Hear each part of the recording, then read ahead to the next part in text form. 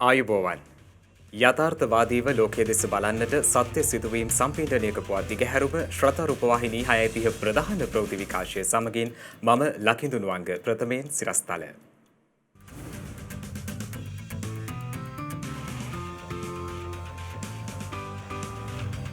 ජේෂ්ඨ පුරවැසියන්ට Covid එන්නත සඳහා වේලාවක් වෙන්කර ගැනීමට අවස්ථාව. බස්නාහිර පාසල්වල ශ්‍රේණි 3ක් අද සිට ඇරඹේ. ගොඩක් සතුටුයි ඉතින්. මෙහෙම ඉස්කෝලේ යන්න ලැබුණට. පාසල් ළමුන් ප්‍රවාහනය කරන රියදුරන්ට පොලිසියෙන් දැනුම් දීමක්. නව ජාතික වෙළඳ ප්‍රතිපත්තිය සඳහා මහජන අදහස් ලබා ගැනීමේ සූදානමක්.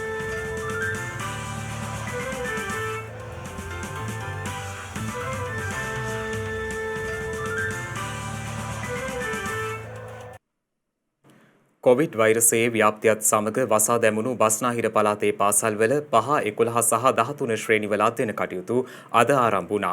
එමෙන්ම අනෙකුත් පළාත්වල සියලු ශ්‍රේණි සඳහාද අද පාසල් විවෘත කරනු ලැබුවා. පළමු පාසල් වාරයේ දෙවන අදියර ලෙසින් අද මෙලෙස පාසල් යළි ආරම්භ කෙරුණා.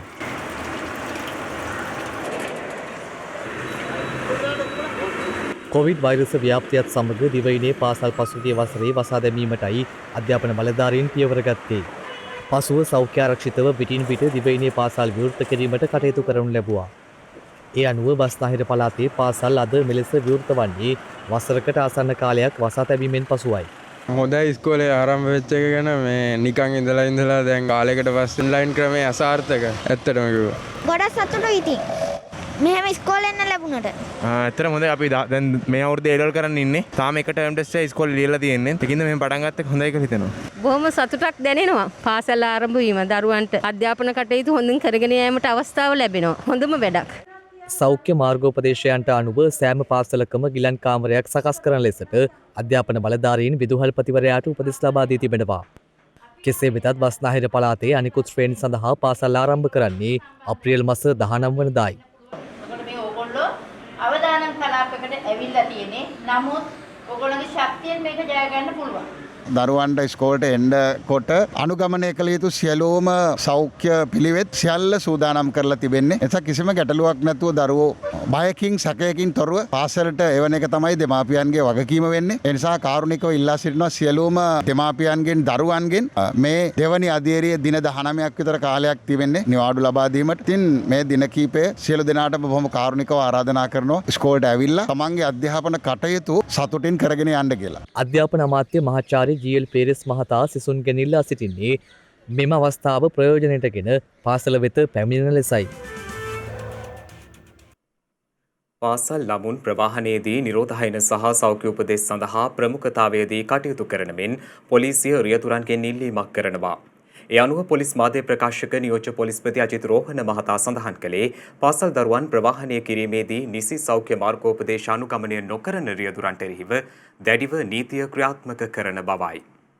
විවිධ සීමාවන් වලට යටත්ව පාසල් ආරම්භ වෙනවා. අධ්‍යාපන අමාත්‍යාංශය ඒ වගේම සෞඛ්‍ය බලධාරීන් විසින් විවිධ නිර්ණායක මේ සඳහා පනවා තිබෙනවා. ශ්‍රී ලංකා පොලිසියත් ඒ සඳහා උපරිම සහයෝගය ලබා දීමට කටයුතු කරනවා. විශේෂයෙන්ම කොවිඩ් අවදානම අපේ රටෙන් දුරු වී නැහැ. තවමත් ඒ අවදානම ඒ ආකාරයටම තිබෙනවා. ඒ නිසා විශේෂයෙන්ම පාසල් ළමුන් ප්‍රවාහනය කිරීමේදී ඒ වගේම පොදු ප්‍රවාහන සේවාවලදී එමෙන්ම පොදු පුද්ගලික ප්‍රවාහන සේවාවලදී අදාළ රියදුරන් කොන්දොස්තරවරුන් සහායකින් පාසල් ළමුන් ප්‍රවාහනය කරන බස් රථවල සෞඛ්‍ය නිර්ණායක ගැන වැඩි අවධානයකින් යුතුව කටයුතු කළ යුතුයි. අදාළ සෞඛ්‍ය පුරුදු සෞඛ්‍ය සිරිත් අනුගමනය කරන බවට කටයුතු කළ යුතුයි. මේ පිළිබඳව ශ්‍රී ලංකා පොලිසියත් නිරන්තරයෙන් මෙසිල්ලෙන් පසු වෙනවා. එමෙන්ම දෙමව්පියන් විසින්ද දරුවන්ට නිසි උපදෙස් ලබා දිය යුතුයි සෞඛ්‍ය පුරුදු සම්බන්ධයෙන්. එමෙන්ම වර්තමානයේ වන විට ක්‍රියානතුරු වේගයෙන් වර්ධනය වෙන අවස්ථාවක් දක්නට ලැබෙනවා. දිනකට පුද්ගලයන් 10ක් 12ක් පමණ ක්‍රියානතුරු වලින් මිය යාමේ ප්‍රවණතාවයක් දක්නට ලැබෙනවා. මේ නිසා පාසල් ළමුන් ප්‍රවාහනය කරන බස් රථවල රියදුරන් කොන්දොස්තරවරුන් ඔවුන්ගේ මාර්ග ආරක්ෂාව ගැන නිරන්තරයෙන් සිතා බැලිය යුතුයි. කිසිම අවස්ථාවක ධාවනය වන වාහනයකින් බහින්නට, ඒ වගේම ධාවනය වන වාහනයකට ගොඩනංවා ගන්නට උත්සාහ කරන්නට එපා. දරුවන්ට ඒ සම්බන්ධව උපදෙස් දෙන්න, නියමිත ස්ථානවලින් පාර මාරු වෙන ලෙස දැනුම් දෙන්න, සෑම විටම මාර්ගයේ ගමන් කිරීමේදී පාර මාරු වීමේදී අවශ්‍ය මාර්ග ආරක්ෂණ ක්‍රම අනුගමනය කර ගැනීමට උපදෙස් දෙන්න. ඊයේ දිනේදී මෙරටින් නව කොවිඩ් ආසාදිතයින් 307 දෙනෙකු හඳුනාගෙන තිබෙනවා. ඒ සමග මෙරට සමස්ත කොවිඩ් ආසාදිතයින් සංඛ්‍යාව 87907ක් දක්වා ඉහළ ගියා. ඊයේත් වැඩිම ආසාදිතයින් වාර්තා වී තිබුණේ කොළඹ දිස්ත්‍රික්කයෙන්. අවසන් වරට වාර්තා වූ කොවිඩ් ආසාදිතයින් 307න් 275 දෙනෙකු පෑලියගොඩ කොවිඩ් පොකුරේ ආශ්‍රිතයින් වන අතර බන්ධනාගාර කොවිඩ් පොකුරේ 7 දෙනෙකුද ඒ අතර වනවා. එමෙන්ම විදේශයන්හි සිට පැමිණි 25 දෙනෙකුද එලෙස ආසාදිතයින් ලෙස හඳුනාගෙන ඇති බවයි රජයේ ප්‍රවෘත්ති දෙපාර්තමේන්තුව සඳහන් කළේ. ඊයේ හඳුනාගත් ආසාදිතයින් අතරින් වැඩිම ආසාදිතයින් පිරිසක් කොළඹ දිස්ත්‍රික්කයෙන් වාර්තා වන අතර එම සංඛ්‍යාව 50ක්. ඊට අමතරව මාතර දිස්ත්‍රික්කයෙන් ආසාදිතයින් 49ක් සහ ගම්පහ දිස්ත්‍රික්කයෙන් ආසාදිතයින් 47ක් වාර්තා වූ බවයි රජයේ ප්‍රවෘත්ති දෙපාර්තමේන්තුව වැඩිදුරටත් සඳහන් කළේ. මේ අතර තවත් එක් කොවිඩ් මරණයක් ඊයේ වාර්තා වීමත් සමග මෙරට සමස්ත කොවිඩ් මරණ සංඛ්‍යාව 527ක් දක්වා ඉහළ ගියා. එලෙස මියගොස් ඇත්තේ වැලිගම ප්‍රදේශයේ පදිංචි 73 හැවිරිදි පිරිමි පුද්ගලයෙක්.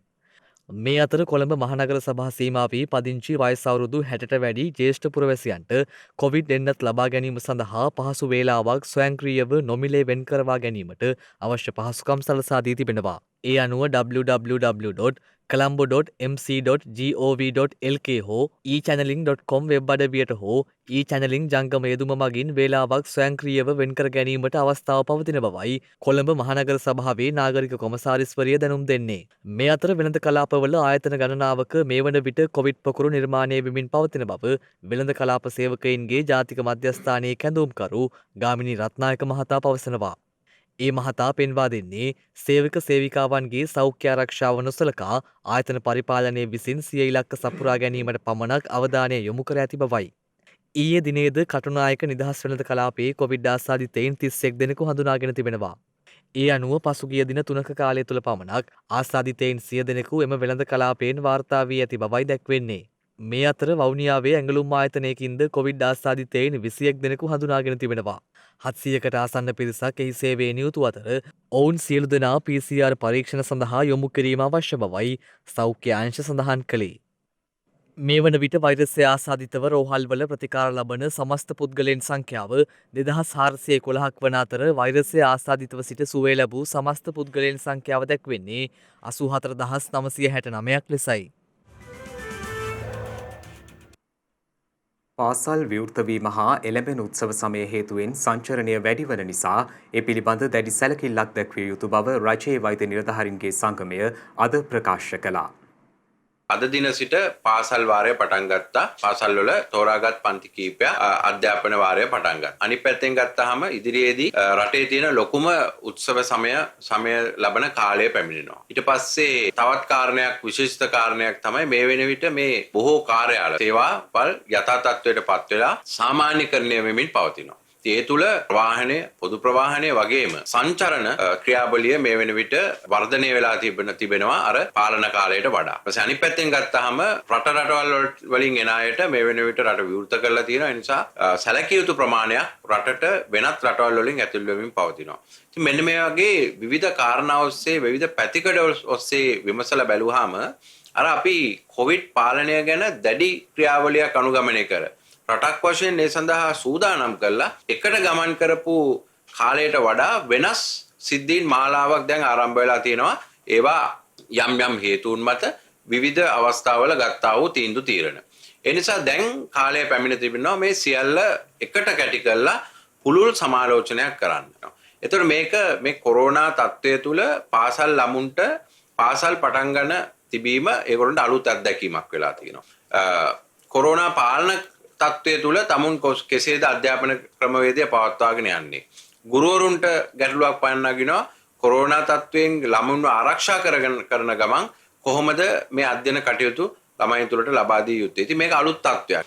මේ පාසලට යන ළමුන් කණ්ඩායම කියන්නේ එන්නත් කරණයට ලක් නොවූ කණ්ඩායමක්. අපි අමතක කරන්න හොඳ නැහැ. පාසල් ළමුන් බොහෝ විට කොවිඩ් රෝගයට නිරාවරණය වුණේ නැහැ. මේ දැන් තමයි ඔවුන් එක් කණ්ඩායමක් විදිහට පාසල් තුල එකතු වෙන්නේ. ඒ සඳහා විශේෂ අවධානයක් යොමු කළ යුතුයි. ඒ සඳහා දිනපතා වාර්තා ලබාගෙන අහඹු ලෙස ඔවුන් පරීක්ෂා කිරීම අන්න එවැනි කාරණා අනුගමනය නොකළහොත් පාසල් ආරම්භ කිරීම ගැටලු සහගත තත්ත්වයක් දක්වා වර්ධනය වීම නොවිය යුතුයි. ඊට පස්සේ අනිත් පැත්තෙන් ගත්තාම මේ උත්සව සමය. දැන් අප්‍රේල් මාසයේ මේ නව අවුරුදු මාසයේ ඇවිල්ලා ඒ තුලින් අති විශාල ලෙස මහජනතාව සංචරණයට යොමු වෙන්න පුළුවන් කාලයක්. ඒ නිසා දැම්ම සිටම ඒ සඳහා රටක් වශයෙන් සූදානම් විය යුතුයි. අනිවාර්යයෙන්ම වසංගත රෝගාංශය මේ කාලය තුල රට තුල ජනතාව සංචරණ සීමාවන් වලින් යුතුව කටයුතු කරන්නේ කොහොමද කියන එක අනිවාර්යයෙන්ම අවබෝධ කර ලබා දිය යුතුයි. ඒ සඳහා පියවර ගත යුතුයි. ඒ සඳහා නීති රීති අවශ්‍ය නම් ඒවා සකස් කළ යුතුයි.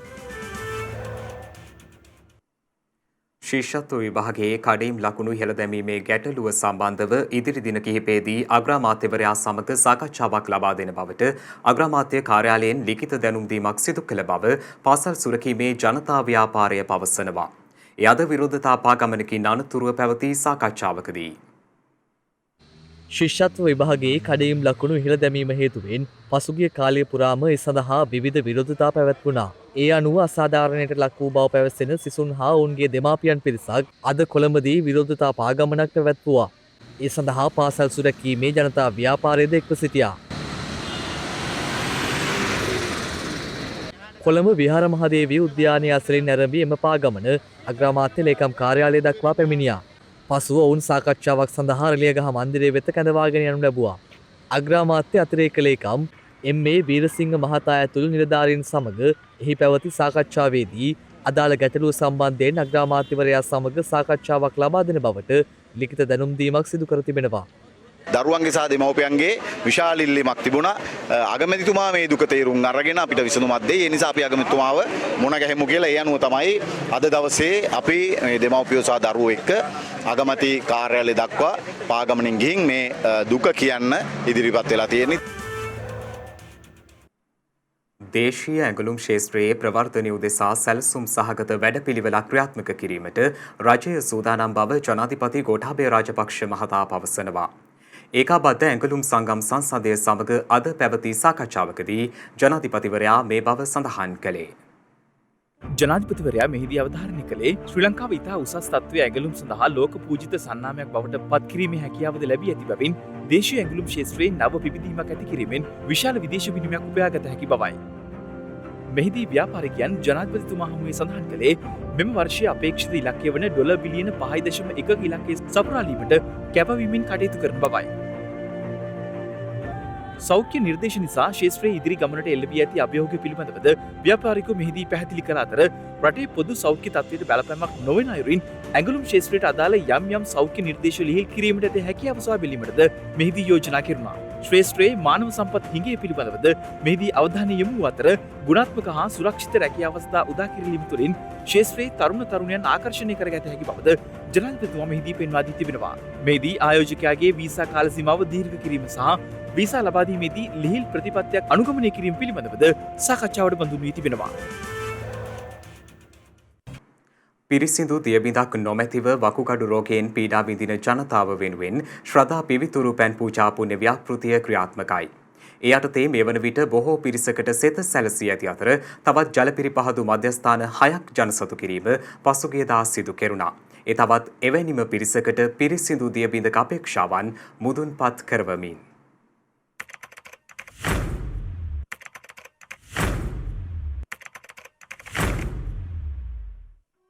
මේ දන් දෙන්නේ ජීවිතයයි. බලාපොරොත්තු රැසක අපේක්ෂා මුදුන් පමුණුවමින් ජීවිත අහිමිවන්නට නොදී ජීවිත රැකගන්නට පිරිසිදු දියබිඳක අපේක්ෂාව ශ්‍රද්ධා පිවිතුරු පැන් පූජා පුණ්‍ය ව්‍යාපෘතිය මගින් ලබා දෙන්නේ වසර 7කට අධික කාලයක සිටයි. එදා සිට අද දක්වාම දුෂ්කර ගම්මානයන්හි කටුක ජීවිත මත සිහිල් දියබිඳක් වන්නට ශ්‍රද්ධා පිවිතුරු පැන් පූජා පුණ්‍ය ව්‍යාපෘතියට හැකි වූ බවට සාධක ඕනෑ තරම් හමුවන්නේ එම ගම්මානවල ජනතාව ලද ප්‍රතිලාභ මතයි. මහමෙවුනාව භාවනාසපු සංචිතයත් ශ්‍රද්ධා මාධ්‍යජාලයත් එක්ව ශ්‍රද්ධා සමාජ සත්කාරංශය සමගින් මෙම පිවිතුරු පැන්පූජා පුණ්‍ය ව්‍යාපෘතිය ක්‍රියාවට නංවන අතර මෙවන විට එයින් බොහෝ පිරිසකට සෙත සැලසී හමාරය. මහමෙවුනාව භාවනාසපු සංචිතයේත් ශ්‍රද්ධා මාධ්‍යජාලයේත් නිර්මාතෘවර අතිපූජනීය කිරිබත්ගොඩ ඥානානන්ද පින්වත් ලොකු ස්වාමින් වහන්සේගේ මූලිකත්වයෙන් මෙම සියලු කටයුතු ක්‍රියාත්මක වනවා.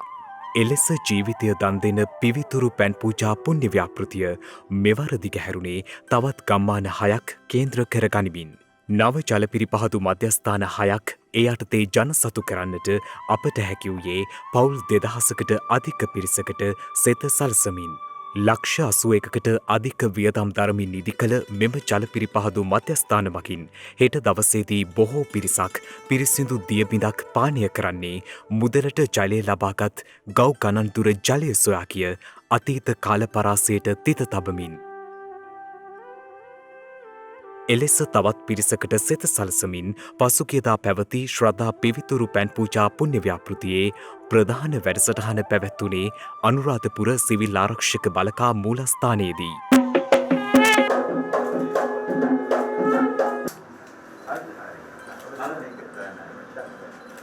ඓතිහාසික මිහින්තලා රජමහා විහාරාධිපති සහ භාරකාර ආචාර්ය අතිපූජ්‍ය වලවා හැඟුණ වැවේ ධම්මරතන නායක ස්වාමීන්ද්‍රයන් වහන්සේ ශ්‍රද්ධා මාධ්‍යජාලයේ ගරු අනුශාසක පූජ්‍යපාද අලුතෙනියේ සුබෝධි ස්වාමීන්ද්‍රයන් වහන්සේ ඇතුළු මහා සංඝරත්නයේ ගෞරවනීය වැඩමවීමෙන් එම කටයුතු සිදු කෙරුණා. ප්‍රථම පැන් පාත්‍රය භාග්‍යවතුන් වහන්සේට මහත් ගෞරවයෙන් පිළිගැන්වීමද සිදු කෙරුණා.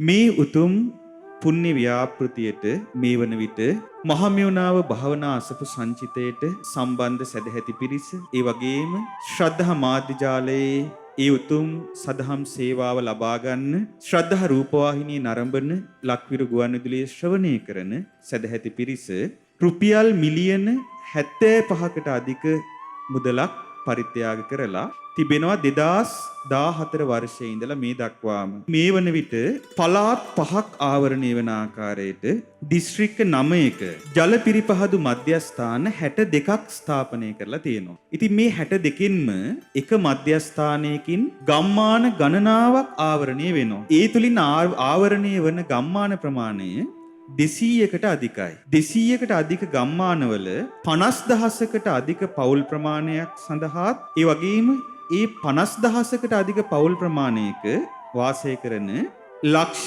5කට අධික ජනතාවකට පිරිසිදු පානීය ජලය ලීටර් මිලියන 80කට අධික ප්‍රමාණයක් මේ වන විට මේ උතුම් පිවිතුරු පැන් පූජා පුණ්‍ය ව්‍යාපෘතියෙන් දන් දීමට හැකියාව ලැබුණා. ඉතින් ඒ නිසා මං හිතන්නේ මේ සඳහා දායකත්වයේ දරන උපකාර කරන සියලු දෙනාම බොහෝම සතුටු වෙන්න ඕනේ. අප සියලු දෙනාටම සිදු කරන්න ලැබුණේ ඊ타ත්ම උතුම් පිනක්. ඒ පින අපට මෙතෙකයි කියලා පමන කරන්න බෑ. මහජන ආරක්ෂක අමාත්‍යාංශයේ ලේකම් විශ්‍රාමික මේජර් ජෙනරාල් ජගත් අල්විස් මහතා සිවිල් ආරක්ෂක දෙපාර්තමේන්තුවේ අධ්‍යක්ෂ ජෙනරාල් විශ්‍රාමික මේජර් ජෙනරාල් නන්දන සේනාධීර මහතා අනුරාධපුර සිවිල් ආරක්ෂක දෙපාර්තමේන්තුවේ අනතින නිලධාරී ලුතිනන්ට් කර්නල් MASW ප්‍රේමචන්ද්‍ර මහතා කැලණිය විශ්වවිද්‍යාලයේ රසායන විද්‍යා අධ්‍යනාංශයේ ජ්‍යෙෂ්ඨ මහාචාර්ය කොළඹ විශ්වවිද්‍යාලයේ දේශීය වෛද්‍ය විද්‍යායතනයේ අධ්‍යක්ෂ ජ්‍යෙෂ්ඨ මහාචාර්ය ප්‍රියානි පරණගම මහත්මිය මිහින්තලය සහ හොරෝපතාන සිවිල් ආරක්ෂක බලකා අනතින නිලධාරී මහත්වරුන් සහ ශ්‍රද්ධා මාධ්‍යජාලයේ ප්‍රධාන විධායක නිලධාරී ප්‍රසාද් බිනුවර මහතා ඇතුළු පිරිසක් මෙම අවස්ථාවට එක්ව සිටියා. අනතුරුව කොකටිය ගොල්ලෑව මහකුඹු ගොල්ලෑව යන ගම්මාන කේන්ද්‍ර කරගනිමින් අනෙක් ජලපිරිපහදු මධ්‍යස්ථාන ජනසතු කෙරුණා. එමෙන්ම මානින්ගමුව තල්ගහපොතාන අසපුව පහළ කොබුගොල්ලෑව ගම්මාන කේන්ද්‍ර කරගනිමින්ද තවත් ජලපිරිපහදු මධ්‍යස්ථාන 3ක් ජනසතු කෙරුණේ තවත් පිරිසකට සෙත සලසා දෙමින්. එම සියලු කටයුතු සිදු කෙරුණේද මහා සංඝරත්නයේ වැඩමවීමෙන් සහ ප්‍රදේශවාසීන්ගේ සහභාගීත්වයෙන්. විෂම භාග චිත්‍රපටය හරහා සම්බන්ධ වූ පින්වතුන් මෙන්ම දායකත්වයේ දරූ පින්වත් සැමකේද නොමත අනුග්‍රහයෙන් මෙම කටයුතු සිදු කෙරුණා.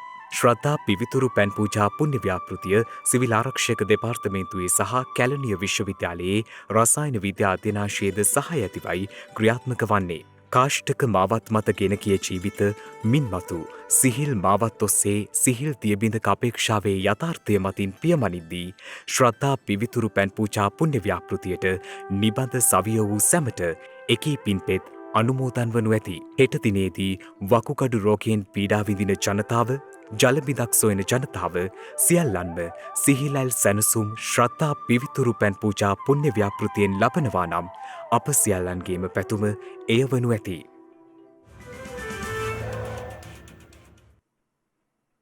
ජාත්‍යන්තර පාරිභෝගික දිනය අදටයි යෙදී තිබෙන්නේ. ඒ වෙනුවෙන් දිවයින පුරා විශේෂ වැඩසටහන් රැසක් සංවිධානය කර තිබුණා.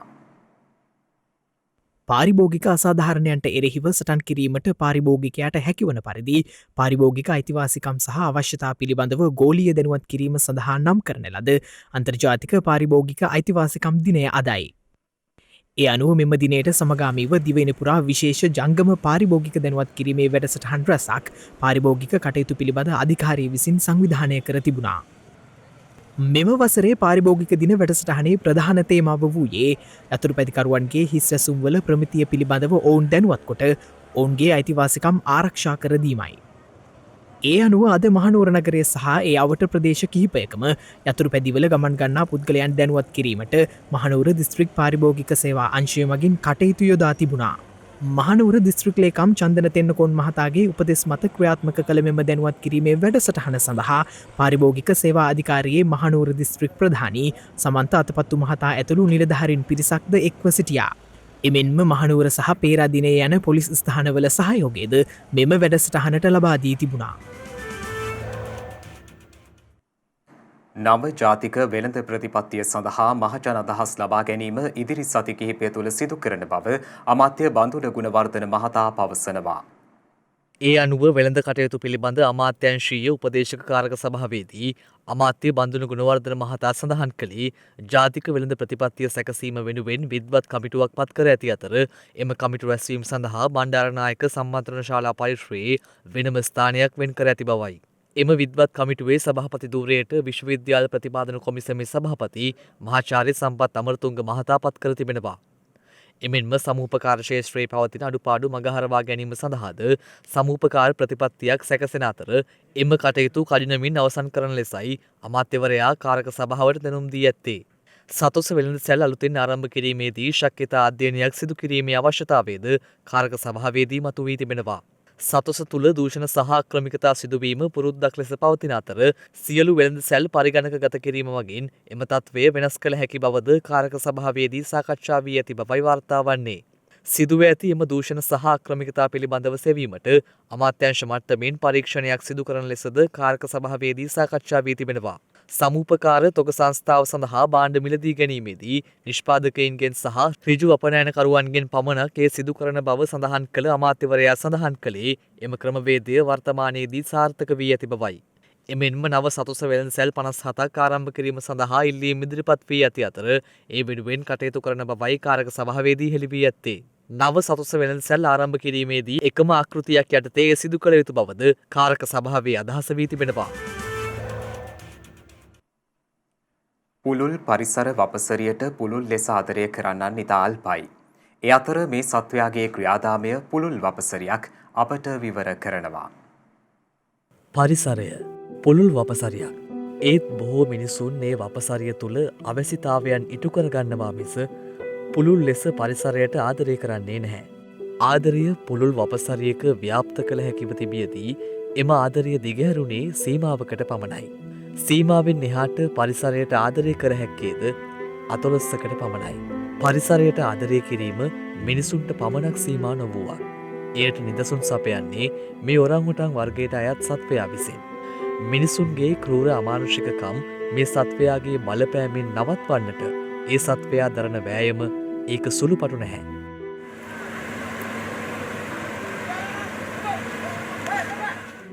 මහා යන්ත්‍රවලට තමන් ජීවත් වන ඉසව්ව යට කරන්නට නොදී යන්ත්‍රවලටත් මිනිස් හිත්වලටත් අභියෝග කරමින් තමන්ගේ ජීවිතය ගැනද නොසිතා මේ පරිසරය රැකගන්නට මේ සත්වයා සිදු කරන්නේ සුවිසල් ක්‍රියාදාමයක්. අපට සිතන්නට අපට දකින්නට යළිත් බොහෝ දේ තුරුන. සංවර්ධනය උදෙසා මහා රෝස්සගස් මහ පොළොව මත වැතිරෙද්දී ඒ වෙනුවෙන් හඬනගන්නට නොහැකි වූ තැන නිහඬ වූ බොහෝ පිරිස්ද ඒ වෙනුවෙන් හඬ නැගූ අයට අපාතරම සිටීම සතුටකි. එහෙත් මිනිසුන්ගෙන් වෙන් වූ තැන සතුන්ගේ ලෝකයෙන් ඇතැම් මිනිසුන්ගේ ක්‍රූරත්වයට දිය හැකි විසඳුම් මෙයින් ගම්‍ය වීම සුවිශේෂී වූවා.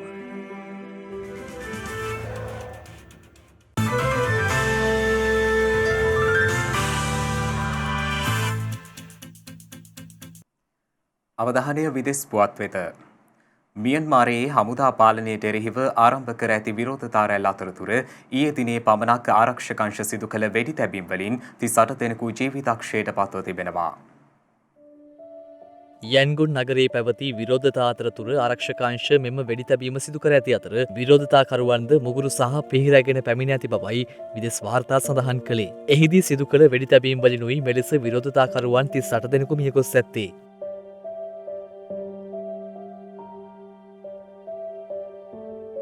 පෙබරවාරි මාස පළමු වනදා මියන්මාර හමුදාව රට බලය අත්පත් කර ගැනීමෙන් පසුව ආරම්භ කළ මෙම විරෝධතා රැල්ල අතරතුර ආරක්ෂකාංශ සිදු කළ වෙඩි තැබීම් වලින් 120 දෙනෙකු පමණ මේ වන විට මියගොස් ඇති බවද එම මාධ්‍ය වාර්තා වැඩිදුරටත් සඳහන් කළා. පසුගිය පෙබරවාරි මාස පළමු වන දින සිට මියන්මාරයේ රාජ්‍ය පාලනය හමුදාව විසින් අත්පත් කරගත් අතර ඊට විරෝධය පළ කරමින් ජනතාව තවදුරටත් උද්ඝෝෂණවල නිරත වී සිටින බවයි විදෙස් මාධ්‍ය වාර්තා කළේ. මේ අතර කොවිඩ් වෛරසයෙන් වැඩිම පීඩාවට ලක් වූ යුරෝපීය රටක් වන ඉතාලිය මේ වසරේ සැප්තැම්බරය වන විට සිය ජනගහනයෙන් 80%ක්වත් එන්නත් කිරීමට සැලසුම් කර තිබෙනවා. ඒ අනුව ඉතාලි රජය ප්‍රකාශ කළේ ඒ සඳහා දෛනිකව එන්නත් මාත්‍රා 5 ලක්ෂයක් ලබා දීමට කටයුතු කරන බවයි. පසුගිය වසරේ පෙබරවාරි මාසයේ සිට ඉතාලියෙන් කොවිඩ් ආසාදිතයින් 32 ලක්ෂයක් පමණ වාර්තා වී ඇති අතර මරණ සංඛ්‍යාව 1,1881ක් ලෙසයි දැක්වෙන්නේ. ඉතාලිය පුද්ගලයන් 20 ලක්ෂයකට ආසන්න පිරිසකට මේ වන විට කොවිඩ් එන්නත් මාත්‍රා දෙකම ලබා දී තිබුණද එන්නත් කරණය මන්දගාමීව සිදුවන බවටයි ඉතාලි වැසියන් චෝදනා කරන්නේ. මේ අතර ඔක්ස්ෆර්ඩ් ඇස්ට්‍රොසෙනිකා කොවිඩ් මර්ධන එන්නත භාවිතය తాවකාලිකව අත්හිටුවීමට නෙදර්ලන්තය සහ අයර්ලන්තයද පියවරගෙන තිබෙනවා. කෙසේ වෙතත් අයර්ලන්තය පවසන්නේ එන්නත භාවිතය අත්හිටුවීමට ගත් තීරණය කඩිනමින් වෙනස් කිරීමට බලාපොරොත්තු වන බවයි. ඒ අනුව ඔක්ස්ෆර්ඩ් ඇස්ට්‍රොසෙනිකා කොවිඩ් මර්ධන එන්නත භාවිතය ලබන මාර්තු මාස 29 දක්වා තාවකාලිකවත් හිටුවීමටයි නෙදර්ලන්තය පියවරගෙන ඇත්තේ. නෝර්වේ, ඩෙන්මාර්කය ඇතුළු තවත් යුරෝපා රටවල් කිහිපයක්ද එන්නත භාවිතය තාවකාලිකවත් හිටුවීමට පියවරගෙන තිබෙනවා. මේ අතර වර්ෂාව හේතුවෙන් ගසක් යටට වී සිටි පුද්ගලයින් සිව් දෙනෙකු අකුණු සැරවැදී බිම ඇද වැටෙන අයුරු දැක්වෙන වීඩියෝ පටයක් මේ වන විට සමාජ මාධ්‍ය තුළ හුවමාරු වෙමින් පවතිනවා. මෙය ඉන්දියාවෙන් වාර්තා වන අතර එම පිරිස අතරින් එක් අයෙකු ජීවිතක්ෂයට පත්ව ඇති බවයි විදෙස් මාධ්‍ය වාර්තා කළේ. අනෙක් පුද්ගලයින් තිදෙනා බරපතල තුවාල ලැබීමෙන් අනතුරුව රෝහල්ගත කර තිබෙනවා.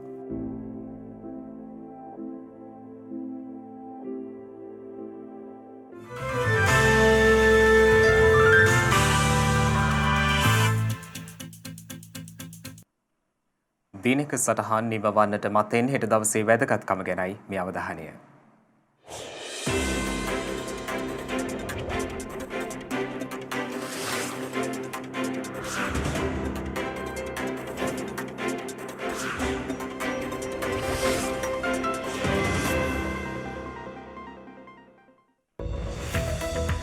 හෙට මාර්තු 16 වෙනිදා පරාධීන ජාතියක් වහල් භාවෙන් මුදවාගෙන ඔවුන් තුළ ජාත්‍යාලය දේශානුරාගේ දේශාභිමානය ඇති කරමින් මෙරට නිදහස්සටන පණ ගැන්වූ ටිබෙට් ජාතික පූජ්‍ය එස් මහින්ද ස්වාමින් වහන්සේ අපවත් වී වදාලේ 1951 වසරේ මාර්තුමස 16 වන දිනයි.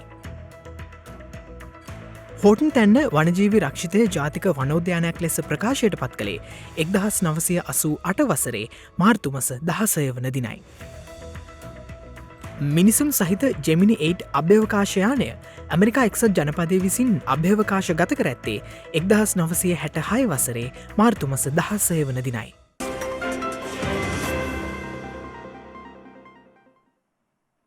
ඒ සමගින් ශ්‍රද්ධා ප්‍රධාන ප්‍රවෘත්ති විකාශය නිමාවට පත්වනවා. හමුවෙමු හෙටත් සවස 6:30ට. තෙරුවන් සරණයි. නමෝ බුද්ධාය. මෙවැනි වැදගත් පුවත් නැරඹීම සඳහා ශ්‍රද්ධා TV News YouTube channel එක subscribe කර සීනුව සලකුණ වන්න.